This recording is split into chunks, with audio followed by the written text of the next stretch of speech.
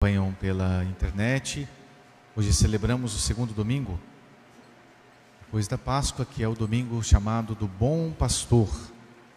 É o domingo que classicamente nós devemos rezar mais pelas vocações sacerdotais, religiosas.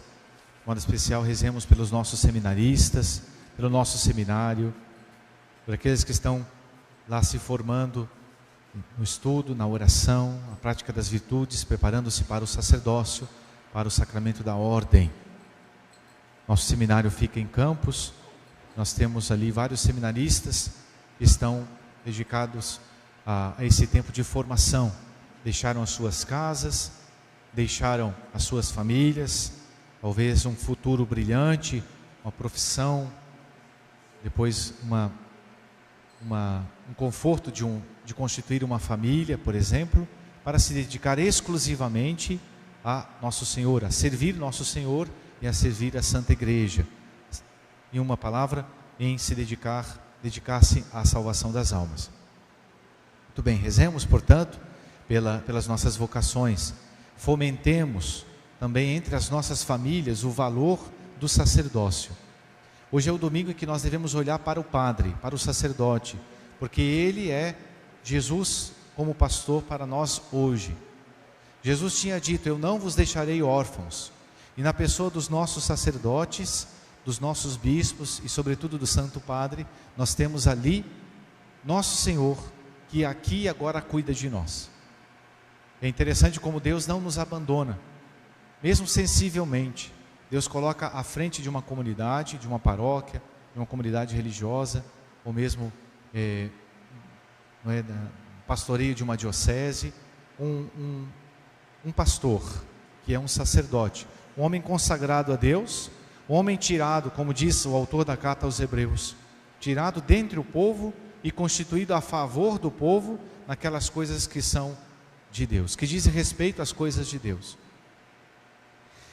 E é interessante que ele também tem que ser humano, ele tem as qualidades que ele precisa ter para o sacerdócio, ele necessita ser santo, o sacerdócio, a sua vocação, a sua missão exige de nós, padres, uma santidade, mas ao mesmo tempo ele também é cercado de fraquezas, como continua a carta aos Hebreus.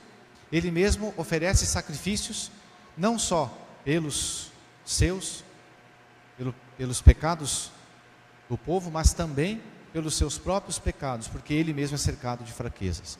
Então nós também, interessante que Nosso Senhor não deu o sacerdócio a anjos, e nem mesmo a criatura mais perfeita que já existiu, mais sublime, mais santa, a Santíssima Virgem Maria, mas deu a nós, seres humanos, e muitas vezes imperfeitos. Muitos, dentre as falanges do sacerdócio, vão brilhar como luzeiros, como, por exemplo, o nosso glorioso protetor da nossa cidade, da nossa compadroeira, da nossa paróquia, Santo Antônio de Pádua, como Cura d'Ars, como São João Maria Vianney, como São Vicente Palotti, São Vicente de Paulo e tantos outros sacerdotes que viveram de uma vida ilibada e santa, trilharam, pisaram as pegadas de Nosso Senhor de uma maneira tão perfeita. São modelos para nós sacerdotes. O Padre Pio, por exemplo, tempos mais próximos de nós, São José Maria Escrivá. Então, mas muitos haverão de ser também imperfeitos. E o que deveremos fazer? Deveremos amar os nossos sacerdotes e devemos olhar para os sacerdotes como a gente olha para Jesus. Jesus, é claro, não tinha nenhum pecado. Jesus é o Filho de Deus, mas Jesus tinha a natureza divina e a humana. E muitas vezes,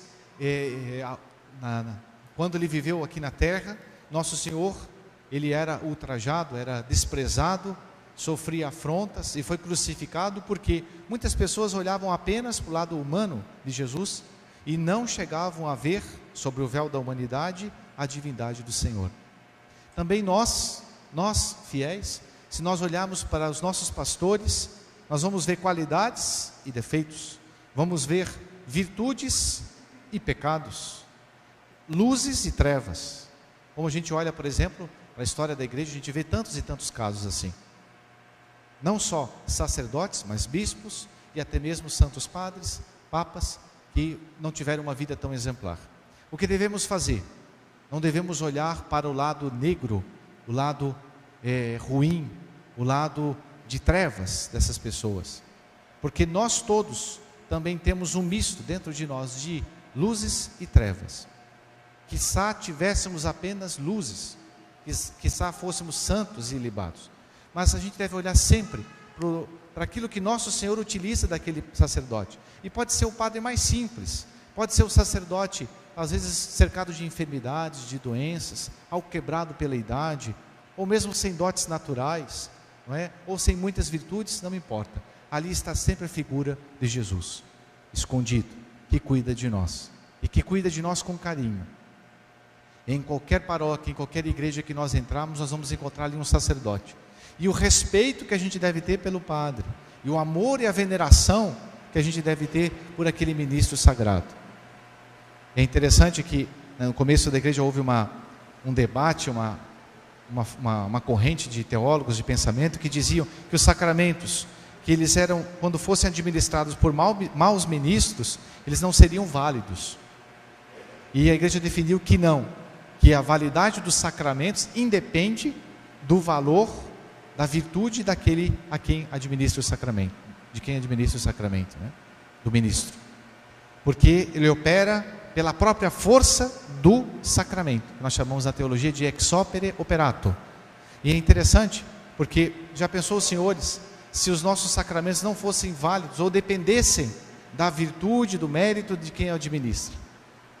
E é interessante que Santo Agostinho tem uma frase muito bonita, ele fala assim: olha, a gente não precisa ter medo de quem administra o sacramento, o importante é o sacramento, o importante é a graça de Deus que vem através daquele ministro, independente de quem seja. E ele diz assim, quando Pedro batiza, é Cristo que batiza. Quando João batiza, é Cristo que batiza. Quando Judas batiza, é Cristo que batiza. Para expressar bem, que a gente pode ter toda a tranquilidade, né, que através dos sacramentos, através daquele ministro ali, nós vamos receber a graça do Senhor. Então, hoje é o dia do domingo do Bom Pastor, a gente rezar pelos sacerdotes para que eles tenham um coração segundo o coração de Deus. E esse sempre vai ser um desafio, né? De um sacerdote ter um sacerdote santo. Se nós olhamos para a história da igreja, olhamos, por exemplo, para um cura d'Ars, nosso protetor, nosso padroeiro. Foi um padre tão simples que no começo do sacerdócio descia do púlpito até mesmo envergonhado por dar um branco na cabeça dele, não saber mais o que falar. E ele foi um padre que é colocado pela igreja como modelo para todos os párocos. Por quê? Porque não foi os dotes humanos que brilhou naquele homem, mas foi exatamente a santidade. De tal maneira que as pessoas iam a Ars, acorriam a Ars, grandes e pequenos, para escutá-lo, para ouvir e para receber ali uma palavra de conforto. Porque eles viam naquele ministro ali simples, humilde, aparentemente de nada agradável, vamos dizer assim, humanamente falando, mas viam ali a pessoa de nosso Senhor. Uma pessoa confessou dizendo: eu fui a Ars e vi Deus num homem. É isso, a gente precisa enxergar nos nossos pastores Deus, independente de quem seja, independente de quem for, né?